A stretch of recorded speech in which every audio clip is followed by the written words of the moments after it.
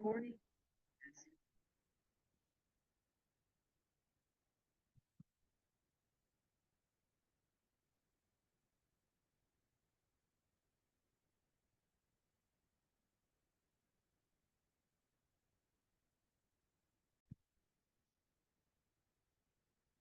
Okay. Welcome to the April 17th Planning Board meeting for the town of Wayne. First, we'll begin with roll call. Mitchell, would you mind beginning? Yeah, Mitchell Cobb. Jeannie Burnett, alternate. Tom Moran. Richard McAlee, alternate. Ed Bergman, vice chair. Andrew Gorel, chair. Ronald Frederick Stevens III, CEO. Jim Katsifikas, attorney from Perkins Thompson for the board. Okay. We have one absent member tonight, Doug. Doug, yeah. So Jeannie, would you mind serving as a voting member? Since you're the senior She did an alternate. excellent job on the last one. Do we have anybody willing to take minutes tonight? My turn. Oh, you want? Oh, Hold yeah, on, so that wait, means- Don't fight it. All All right, I'll Keep do it. them simple. Yeah. All right, thank you. First order of business is approval of minutes. We had minutes sent out for March something, March 20th and February 12th. March 20th, February 20th. Does anybody have any discussion around the minutes? There was one, somebody had one alteration on, I did not have a recollection of RJ mentioning an employee, but I don't think it actually affects the application. it doesn't so I don't- affect it, so. Yeah. you Go with it. I don't really care. Okay. Then do I have a motion to approve the minutes for February 20th and March 20th? Do Motion to approve the minutes. I have a second? I second that. All in favor? Okay. Minutes are approved. That brings us to our first order of business, a hearing for RJ Chapman's Auto Body Shop. This will be a public hearing. We will first have board discussion. Any further questions? And then we'll open it up for a public hearing. And then we'll vote on the application. So first, I'll ask, does anybody feel like they need to recuse themselves from this discussion or vote? There are no recusals, then do we have any questions from the board? We heard the applicant's presentation last time. Does anybody have any further questions? Anything they'd like to bring up? I want to ask him to do like make one statement before we start, so. Oh. Do you have anything further you'd like to say? I don't think so. I think, when I came in front of you guys last time, I think everything went pretty well. Same thing, looking to get into used auto sales a little bit, and also body shop repair facility, to help support and demand the town a little better. Your wife happy with the shrubbery suggestion versus a big fence? Well, that's not 100%. We haven't figured out what we're doing. My wife thinks we want to go with the shrubs. Aesthetically, I think will look a little better. You worked out. So with Andrew mentioning that it didn't have to be a fence, she kind of likes that. That idea a little better, so the shrubbery will probably be what we go with. Okay, I could ask one question, clarification. please. What was the final number on the cars that you were gonna have on your? We changed it from 6 to 8. Okay, that's what I wanted to know. Yeah. I think I noticed. it And a little bit everybody different, seemed to so agree that 8 was. You could just okay. make a note that it'll be 8.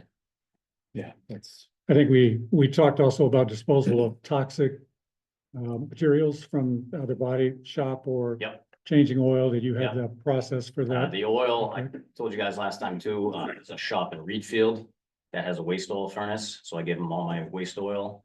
And then any other chemicals, there's a place called Riverside in Portland. I'm trying to get a little more info. There's another place I was told in Lewiston. I don't know the name off the top of my head. It's on my phone, which I don't have on me, but obviously if I can get a little closer than Portland, that would be a lot better. And where's the storage areas for these? I'm not sure we discussed where you're gonna place this The materials. Yeah, Right in the Hazardous. garage, and to get them out of there ASAP. I do have a trailer outside. I could put them in as well if need be. And yes.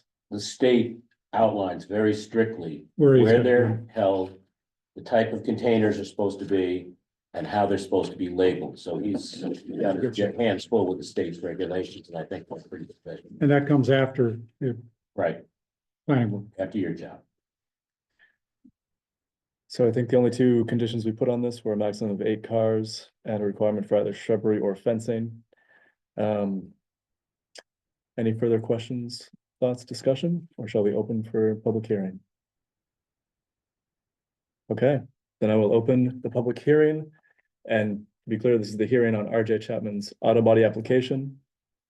We will have a second, we will have used, yes, and used car. We will have a hearing about the moratorium and campground ordinance after this. So. Is there anybody who has anything they would like to say about Mr. Chapman's auto body and used vehicle shop?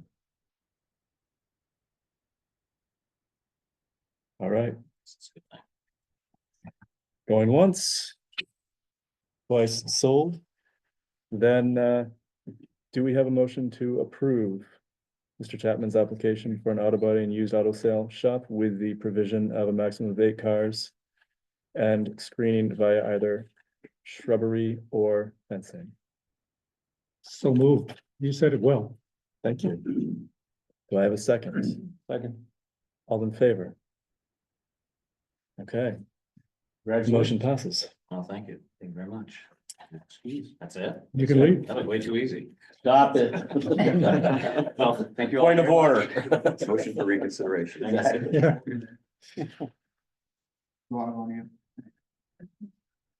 Okay. This brings us to our second order of business. Discussion of the.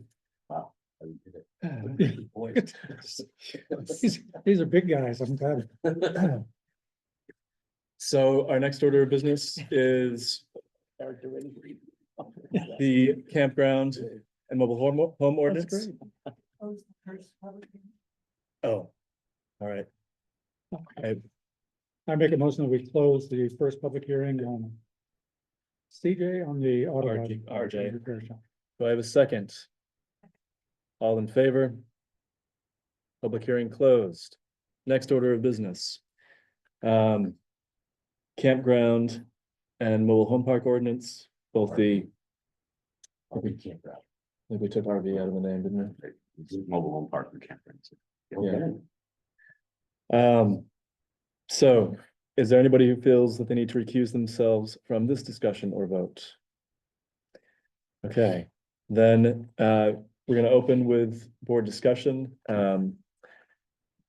I'll just open by saying that I hope everybody got the tracked changes version of Jim's edits. What Jim was doing was basically taking the changes that we already voted to recommend and incorporating them into the land use ordinance and a separate campground freestanding campground ordinance, which specifies policing powers.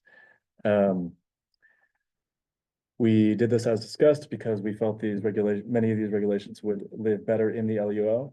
It's coming back to us because the select board felt that because we were making changes to the LUO, it now needed an official planning board stamp of approval, which is distinct from the moratorium process in which the planning board did not actually have approval power. So they're the same changes we discussed. I read through them. Jim made a couple changes beyond, but these were generally simply to particularly to make our mobile home park ordinances comply with state regulations. Otherwise, it was mostly copy and paste. I'm gonna ask Jim to explain some of the decisions he did make, and then we will have discussion and questions from the board, and then we'll open it up for a public hearing. Does that process sound acceptable? Good. Okay, Jim, floor is right. yours. Thank you. Let's turn to the zoning ordinance, the bigger draft, and some of this is stylistic, it's basic. What was interesting was I got to part 2 of the ordinance, saw that there wasn't a part 1. So first page, you'll see part 1.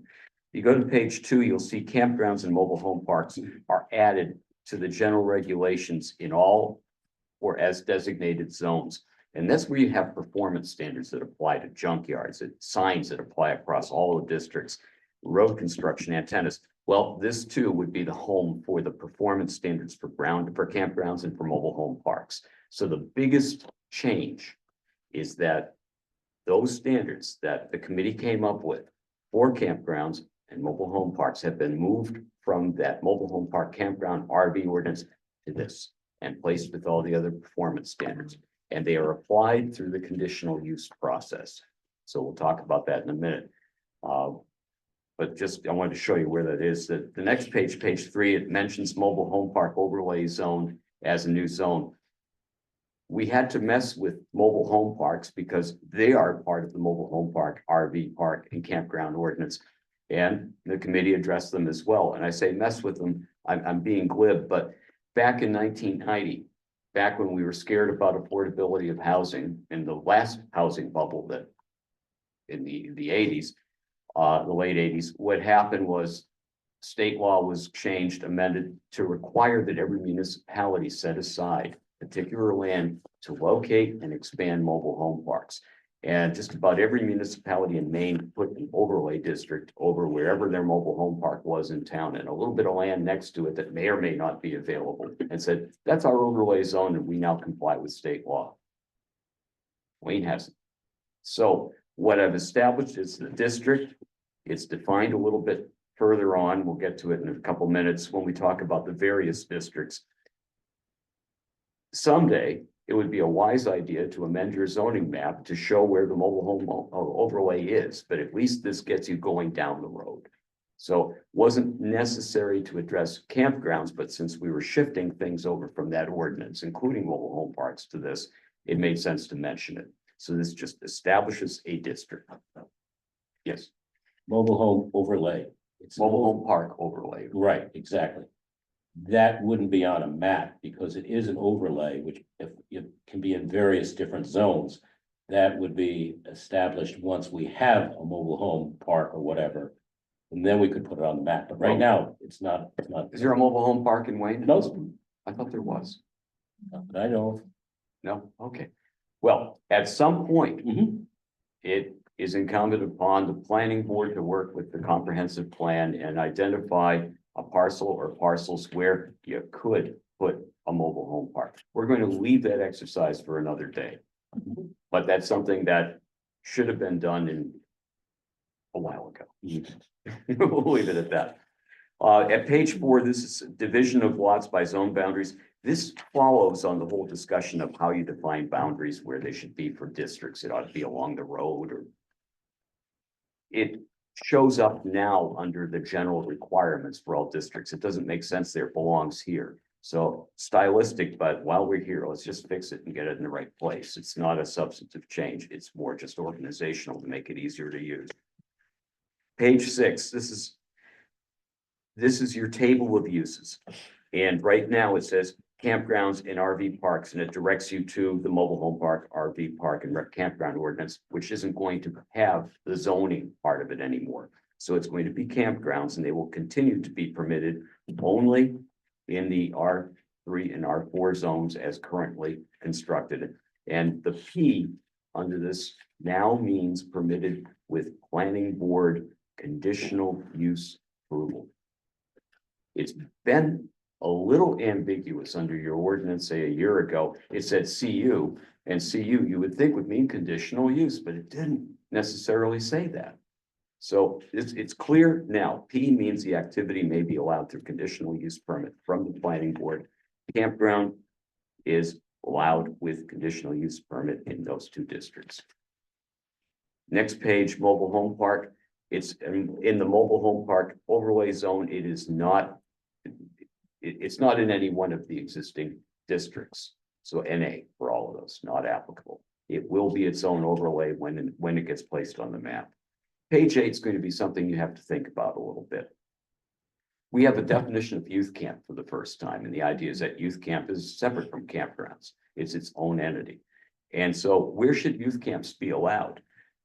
In drafting this, I put this in the same districts where you would have, and put them in the same, same districts where you would have campgrounds. And that would be the R3 and the R4. I don't know if it should be in other districts. That was just to get it on paper. So a question for the board to answer tonight, and it's just a minor footnote, which district should that be in? So that's something you can hear from the public and you can talk about after. I don't know where the existing youth camp is located. Chip would have a better idea as to which district. Shoreline residential. Shoreline residential, which is Or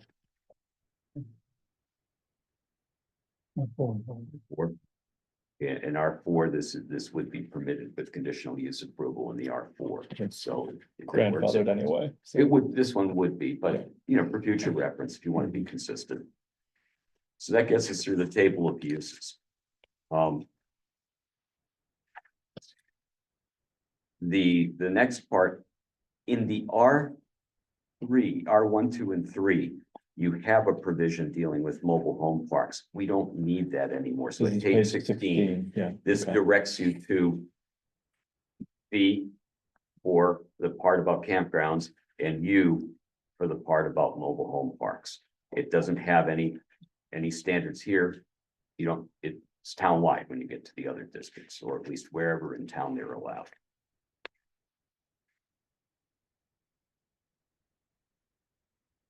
The arrow function comes in really handy, right? Your laptop. I'm going manual. Page 29, this is just to say, we're talking about individual private campsites as opposed to campsites in a campground, so it just makes that distinction. Page 31, this is the same deal for section 4. All of these standards about how far you set back structures and campground boundaries from, all of that is moved into the very end in the general requirements that apply as to all districts where they're permitted. So it just takes it out of here, and so that way it's consistent, it's in one place. You don't have to worry about making sure that you edit in both places.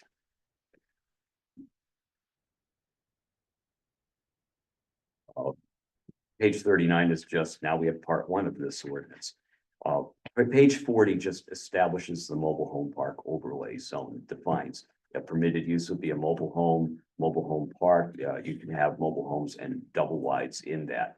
It's a conditional use, and it's up to you to put it on the map someday. And just to clarify that This just clarifies what it is. this is basically required by law. That's correct. Yes.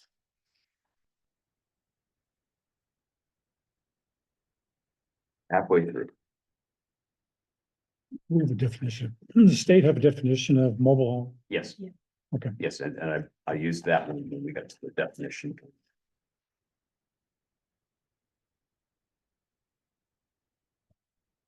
As opposed to tiny home. That's for another Don't day. complicate Okay, things. That's okay. That's for another day. You can talk to Chip about that. He'll be glad. All right. When we get to page 53, this is that provision that I moved forward to the lot bound, the district boundaries. Where this begins to with the substance of all of this really begins at page 4. And so 54. 54, excuse me, yes. Campgrounds. And this is to make it clear, right now, if I wanted to apply for a new campground in this town, I'd have to go under the campground, mobile home park and RV park and get an initial license. And then I would have to somehow be in conformity with the zoning ordinance. And I would also get reviewed under several sections of the subdivision regulations. You'd have to get both, have to have 3 different ordinances and then the road ordinance, and it could get a little convoluted. I was hoping to at least reduce it by 1. The idea here is under A, just so everybody understands this part.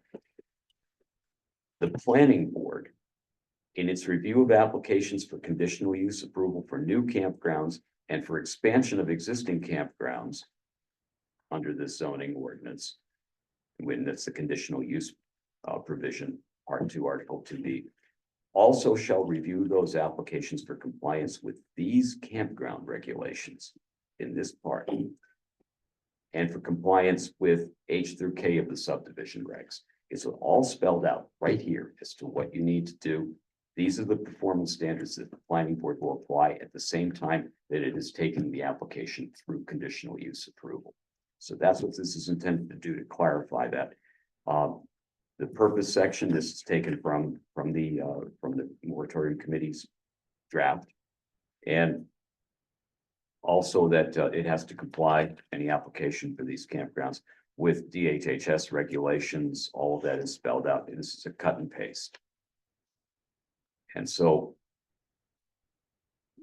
in addition to the requirements for an application for conditional use approval, which are all spelled out in Article 2D. You also have to include with the plans these aspects which are taken from what the moratorium committee proposed. So this is what supplements the application in order to be complete. And then the lot size and density standards are what were proposed. The exclusions from lot areas, all there. The one question I had when you get to page 57, minimum area per campsite, and maximum campsites. Just to clarify, the minimum prescribed area is 5,000 square feet. And then it talks about the maximum number of campsites shall not exceed 80. It says that the minimum of 5,000 square feet must be supplemented by 500 square feet for parking and maneuvering. Question is that 500 feet within the 5,000 or is it an additional? The I way, don't care. I'll just write what people want. the way that I read that, it's, to me, it is grammatically clearly in addition. So it would be functionally 5,500 feet. So we could say by an additional. You could, yeah, you can say it, I mean, to me, must be supplemented by. Supplemented. I've, Make but that but clear, by but we can add additional. just to that. belt and suspenders, as people will say Sure. sometimes. Yeah. Okay. Supplemented by an additional is what we're now gonna. Correct. Okay. So that would be a proposed amendment, and so that when we get to this, you could say we approve it with the proposed amendments, Because it could be supplemented by removal, no. but who knows? It should include 500 square feet if you wanted to say that it's If within you the wanted to keep 5,000, it, right, that's all. should include. Okay, Why so, wouldn't you say 5,500 square feet, including 500 for? No, We could say because it that already too. says this. that's why. Yes. All right, so, Okay, so setbacks, buffer screening, these are from the committee. Page 58, campground operation. I have just a couple questions here. What isn't really a question? The campgrounds shall not operate for business prior to the third Friday in May. I have moved those to the other ordinance as being just a campground operational licensing kind of thing. mhm, Same thing with the list of RVs, so Chip can go out there and take down the make, model, year and serial number and the license plate number on the RV list. So I think those two items really belong more in the other ordinance and shouldn't be in here mhm. and could be taken out. Yeah. Or we could have it in both places, but it just seems like it's more of an operational licensing issue than it is something that's a land use permit. Yeah, as long as it exists in one place, I think it makes sense to have it in the policing portion. Okay, So- it is there, so, okay. I would move, Right. yeah, Okay. move it to there. Andrew's gonna kick me for this one, but when we get to the bottom of page 58, the campgrounds shall develop rules for the operation and maintenance of facilities that address the following. Collection, recycling, and disposal of all solid waste, fire protection, noise. Are you saying, I guess I need guidance from the committee just so I can make sure I'm writing what I should be. Do you mean that these are the campgrounds shall develop rules for camp users, campers to follow with regard to these items? Or are who's supposed to come up with these and you know, for example, regular maintenance of potable water supply and sanitary facilities? That sounds like a regulation that the committee is asking the town to adopt, to oversee, as opposed to. I think perhaps the word rules might be a source of confusion there. I mean, I think it's actually asking the campground to develop procedures. Or develop That it will guidelines follow. for use of the campground by campers. If that's what's intended, I just want to be. I think these all, to me, seem to be referring to the campground management, not users. It is the campground who will manage collection, disposal of solid waste, fire protection, noise. So I think these are intended to direct the campground itself to develop a set of procedures to manage these items. Maybe campgrounds Or shall policies. develop rules for campground management, including but not limited to operation and maintenance of their facilities by campers. I mean, Use of their facilities by for campers, use of the facilities by But that- campers. but making it clear that these are procedures for the campground Yep. management to follow. If you look at one above it, though, it talks about campgrounds operating in compliance with minimum requirements imposed under state law and regulation, blah, blah, blah, blah, blah. Did we do a cross check to see if anything that's on the list, A through H under number 2, might also roll up under similar regulations? My suggestion would be that at worst, it's redundant. And sort of at this point in the process, I'm hesitant to Well, but if revisit we're it. trying to clear up what we're actually asking Mhm. specific to A through H. Like who are creating the rules? Is it just the guideline, the procedures? We can repeat it here, but let's get the language in the instructions line. Because it could also say campgrounds shall operate in compliance with the minimum requirements of X specific through to A through H. Right? And say, in addition, need to post said requirements, something along those lines, you know what I mean? I think, but I am eager to avoid actual substantive changes to the more. How about that we already, How about this, to try to make it easier? I think we've teased out what it is we're trying to do, they're trying to do, and we're trying to do here. Campgrounds shall develop guidelines for campers' use of facilities that address the following. Okay. Guidelines for campers' use of facilities, of the campground facilities, if you want to. But that, it's basically, you want to make sure that campers know what the rules of the road are. I think though, this is referring to the Management. campground's own management rather than campers' use, because certain things like road maintenance, that's Right. not something campers are Right, going they to do. don't. So So I would be more in favor of adding it to say something like campgrounds shall develop. Campground operator, something like that. Yeah, Procedures for employees. If that's what we're saying, right? It's a policy. Campground operator, that's. the campground operator, yeah. The campground should develop rules for Shall develop Policies, Guidelines. campground operator Guidelines, policies, guidelines. Yeah. Who's Okay. going up the start? How about campground operator guidelines for the campground operator? Can we do that? Campground shall develop rules for shall develop guidelines for the campground operator for operation and maintenance facilities. But it seems to me that this involves both the campground operator and the users. For example, if we're talking about noise. That would be something that could be under either, but might well be a function of the user.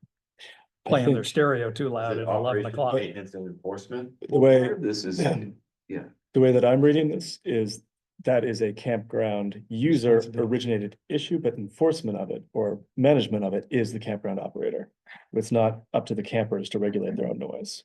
and part of it is that the campground operators are going to be operating in compliance with municipal ordinance and, you know, and state law and state regulations. And so, you know, you think of rules as being something that a public body puts together like that, as opposed to, you say guidelines, and that's fine. The question is, who are they really for the benefit of? Because I don't prepare guidelines to tell me how to take care of my house, but I might prepare guidelines for someone who is going to use my house as an Airbnb. So that's why it seems a little odd. I don't necessarily disagree, but given that we already recommended the work, I think the point here is simply to get clarity. Right. So as long as we have clarity, at worst, it is somewhat redundant if they already have policies for these that are required to meet state State level. rules, then they can simply, Decibel level. they can reference their. those Can we prepare policies. guidelines for Chip to be able to enforce these? She's not asking Chip to enforce any of these. Right. All Chip can ask is, do you have policies? So campgrounds shall develop guidelines for the operation and maintenance of campground facilities that address the following. Okay. Is that where we're? Yeah.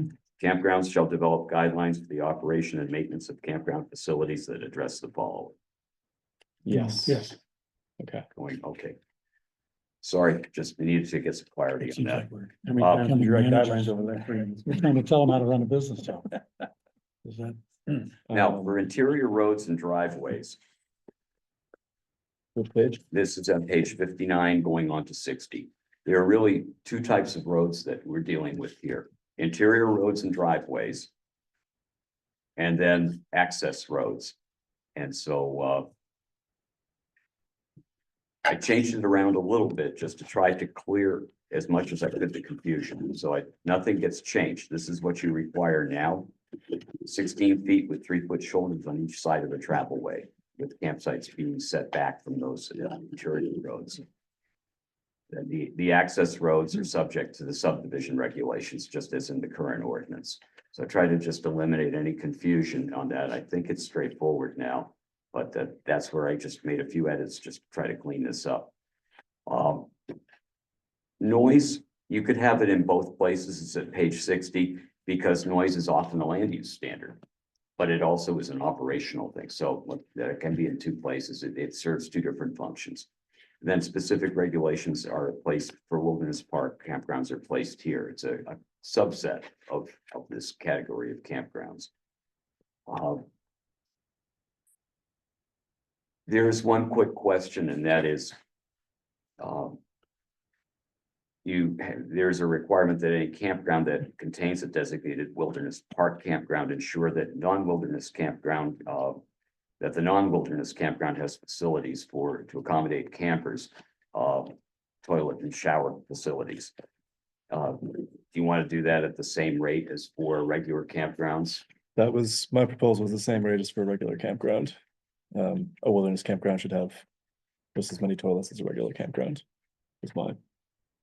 So was my if proposal. they have a non-wilderness part, it's the same. Same, so we could amend at either just say at the same rate as regular campgrounds, or say 1 for every 10 campsites. Same number as regular as campgrounds. Got it. Okay. Great. Mobile home parks. This just brings in the mobile home park provisions. They're consistent with state law. And really no surprises there. The buffer strip part is cleared up to be consistent with what's in state law with regard to how many buffer strips you can require where. That's at page 63. But all of this now is consistent with what the language is into the mobile home park statute. There had been specific definitions in the mobile home park, RV park and campground ordinance. If we're bringing the standards in, it made sense to also bring in the definitions and add those to the definitions of the zoning ordinance, along with all the other definitions, which is where you'd be looking for them. And so access road is included there. We also have at page 65, the campground definition, the campsite definition. The density is the number of campsites allowed per acre. That's deemed suitable for development. Interior road at page 69. And then we have the mobile home park definition, which is consistent with state law on page 71. And see, recreational vehicle. It says complete a definition as it could prepare. It incorporates what the committee had come up with and some discussion of it under state law in Title 29A, what constitutes an RV as well. And finally, we're coming to the end here. Chip, I knew you'd be excited. A wilderness park campground and youth camp definitions have been added, and you'll find those at page 79 to 80. The youth camp definition really hasn't changed. It's primarily what was in the moratorium committee's discussion. With regard to enforcement and administration, there's some technical changes, just Mostly grammatical. mostly stylistic or grammatical. State law has changed so that we don't say selectmen anymore, it's select board, and that so recommend changing the ordinance accordingly. At page 82, this is something that is, belt and suspenders in the sense of, it's implied anyway, but conditional use approval is required for all new uses and all expansions of existing uses that are listed in that land use table. So we're not just relying on P means, if it requires conditional use approval there, it's required for all of those. And then you go down on conditional use permits and the text is as it now is, but at least it just clarifies. This, you have to get this approval from the planning board. And so when someone comes in for something in the table of uses like a campground, they want a new one or expanded, clearly they get tracked to here and it pulls in these general requirements, the performance standards that we have moved to that section of the ordinance. Also clarified the enforcement and penalties just to make sure you can get fines and attorney's fees in accordance with state law. Clarified the appeal provision. This may be redundant. The folks who are looking to update the ordinance may make those same or recommend those same sorts of changes, but I was there messing around. It's easy enough to clean up. So those are really stylistic changes to bring it up to date. That's it. And then what we have left behind from the mobile home park, recreational vehicle and campground ordinance, once you take out all those performance standards and move them over to the zoning ordinance, it is purely a licensing ordinance. You get an initial license and then each year Chip goes in and does a check for a renewal. Are your licenses in order? Is water quality fine, or is everything as it's supposed to be, basically? And if so, fine, you can operate for another year, but it's something the town can pull if someone is out of compliance. So it's back to being what it initially was, which is a licensing ordinance without the land use piece, which now belongs in the zoning ordinance. The zoning ordinance didn't come along until 20 years after the RV park ordinance. So that's why it was doing double duty back when. That's it. Well, glad to try to answer any questions the board may have. Well, thank you so much for all your work on this. Say, how about a round of applause for that? Thank you. I personally found everything sensible. And I already asked Jim any questions I had initially. They've all been resolved. I feel good about everything here. Does anyone else have questions for Jim? Thoughts? Again, compliments. It's straightforward, it's clean, other than a couple of things we talked through a little bit just to find the right languaging. I've been going page by page with you and it all reads well. You looked over a couple of minor little typos that I saw in there. The last thing we didn't explicitly address was what districts for youth camps. What I had suggested was that it makes sense to me that youth camps would be allowed in the same zones as campgrounds.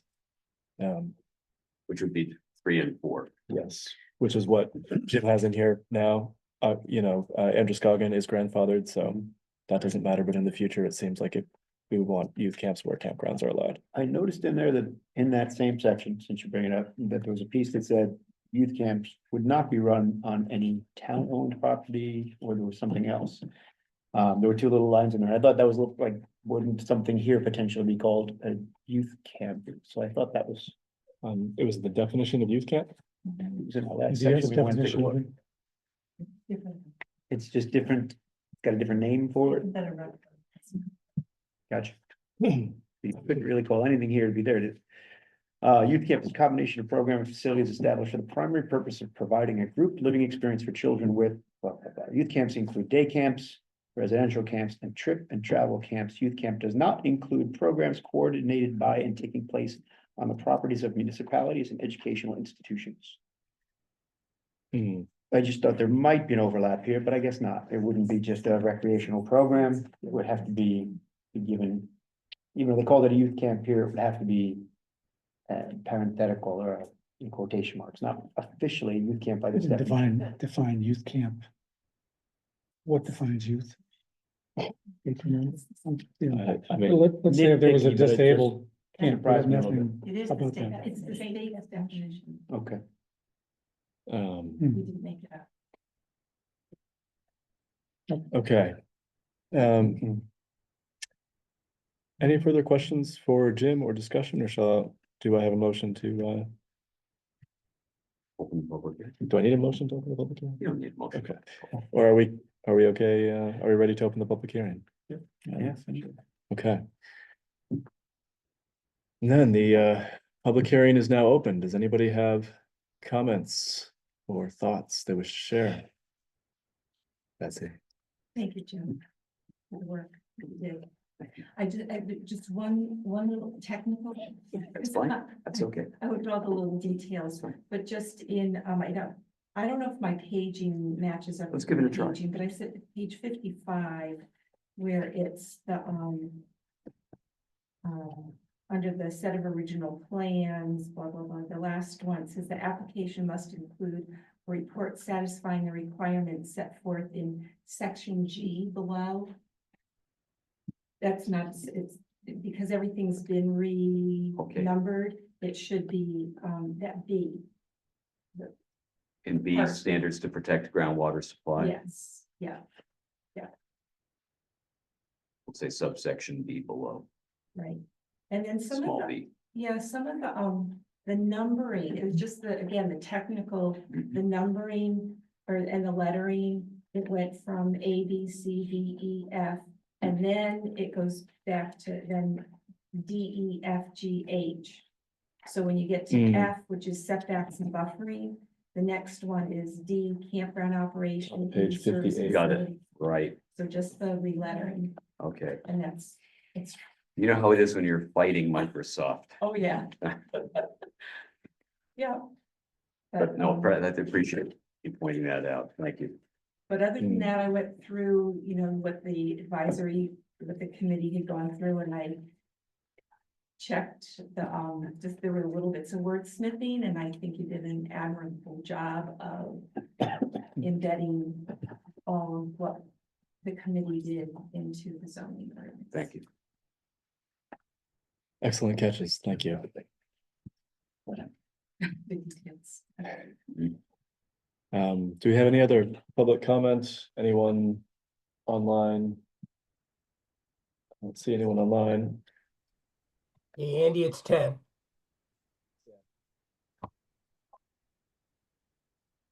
Do you have a comment, Ted? Yeah, thank you. Sorry, I don't know how to do the hand raising. Oh, So yeah, no worries. I can't say that I speak for the advisory committee because we haven't had a chance to talk, but I just want to say from my perspective, I appreciate the work that Jim and his firm did to incorporate the substantive changes into the zoning ordinance. I think it really is a huge improvement and will make the work of the planning board go much smoother and set standards that are that are much easier to follow. Just a few random comments reacting to some of the discussion that occurred earlier and in no particular order. So with regard to youth camp, hopefully the language is clear. What we're talking about is the distinction between what's a group living experience for children, which would be, operated for a continuous period of time and involve a quote unquote living experience, which is different than a day program at the LAD Center. So I think the definition actually is clear and provides good guidance. With regard to the 5,500 thing, I think your discussion was right on point. That was an issue that was discussed at great length in the advisory committee. And our view was that given the growth in the size of RVs and pop outs and other features that didn't exist 50 years ago, including additional space to accommodate for vehicles in addition to whatever the temporary living structure or RV was, would be a good idea. And then finally, with regard to the question on rules, I think changing the wording to guidelines or procedures or whatever word you're more comfortable with would be appropriate. I can tell you that our intent here was not to try to specify what the fire protection should be, what the collection and recycling should be. Those are all governed by whatever standards exist at either the state or the local level. But we saw it as a health and safety issue, so that if there's going to be a campground that operates in Wayne, it should have some published procedures somewhere that can be looked at. It's up to them to to create them, make sure they comply with whatever the appropriate standards are, but they at least ought to be there. So it's a health and safety thing, not unlike many of the other health and safety requirements that are in there, like, you know, the need to have a solid waste connection, the need to remove solid waste on a regular basis and so forth. So we actually think it makes sense and helps promote health and safety in campground operation. Thanks, everybody. Thank you, Ted. Okay. If there are no further comments, do I have a motion to close the public hearing? I think a motion to close the public hearing. Do I have a second? Second. All in favor? Okay. Is there any further board discussion? Are we ready to take a vote on approving Jim's rework of the committee's work into the land use ordinance and a separate campground police power ordinance with the edits specified during this session? We're ready. Okay, do I have a motion to the effect that I just outlined? Motion to approve, accept, move forward, right? Because it still has to. It has to Recommend. finalize. Yeah, you have to recommend, Yes. right? Yes. Motion to recommend. Ordinances, so this would be the planning board approving it. I think, yeah, And then when it goes to the select board. we already recommended. Yeah, we recommend. That would That be was what- not good okay, But enough. even with the caveat that there is finalization, right? The they have to document's move not in it a on to final town form meeting. yet. Well, the select board, So that's you their thing, approve but the yeah, amendments so to we, Okay. so we would approve the zoning amendments. And And the mobile home park, and as it currently is RV park, and campgrounds ordinance. So Mhm. you're approving the amendments. And, with the changes as discussed. And also for the same reasons that you had stated in your memorandum, in your decision, on the same basis as your decision in February of 2025.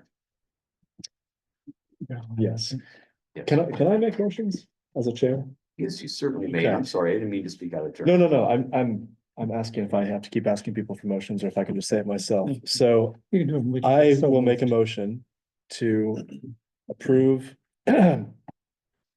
this amended land use ordinance and campground ordinance specifying police powers with the addition of the edits that we discussed in this session based upon the same reasoning cited in our memorandum for recommending the moratorium's work to the select board.